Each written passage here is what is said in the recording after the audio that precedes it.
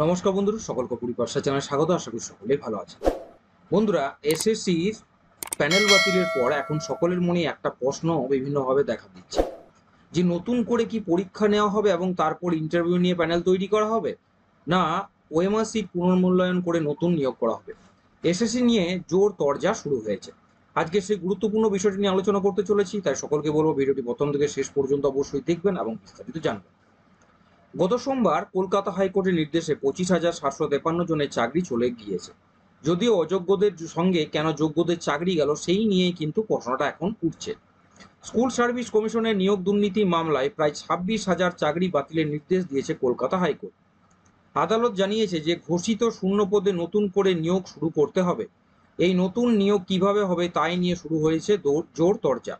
আদালতের এই রায় দেখে আইনজীবীদের একাংশ মনে করছেন নতুন নিয়োগ প্রক্রিয়া বলতে আদালত বিজ্ঞপ্তি থেকে শুরু করে পরীক্ষা, ইন্টারভিউ, প্যানেল সবটাই বোঝাতে চেয়েছেন। যদিও এ নিয়ে আইনজীবীদের মধ্যে অন্য অংশ ভিন্ন মত জানাচ্ছেন।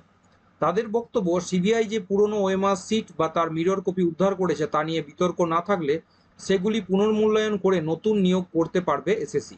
ফলে এখনই নতুন করে পরীক্ষা নেওয়ার মতো পরিস্থিতি তৈরি হয়নি। এই পরিস্থিতিতে কলকাতা হাইকোর্টের এই চাকরি বাতিলের রায়কে চ্যালেঞ্জ করে সুপ্রিম কোর্টে গিয়েছে রাজ্য এবং এসএসসি।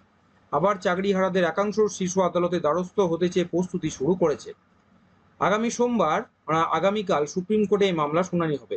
বিচারপতি দেবাংশু বসাক ও বিচারপতি মোহাম্মদ সাব্বির রশিদির ডিভিশন বেঞ্চ এসএসসি মামলার রায়দান করে 2016 সালের গ্রুপ সি, গ্রুপ ডি নবম থেকে দ্বাদশ নিয়োগ প্রক্রিয়ায় পাওয়া এসএসসি চাকরি প্রাপকদের সবার চাকরি বাতিল করেছে।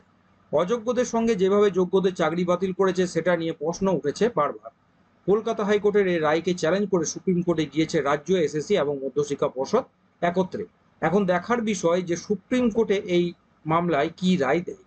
আসছি পরে ভিডিও নিয়ে। সকলকে বলবো যারা চ্যানেল নতুন, চ্যানেলটা করতে অবশ্যই সাবস্ক্রাইব করবেন, শেয়ার করতে ভুলবেন না, নোটিফিকেশন বেলটি অবশ্যই অন করে রাখবেন, ভিডিওকে অবশ্যই একটা লাইক করবেন। সকলে ভালো থাকবেন, সুস্থ থাকবেন।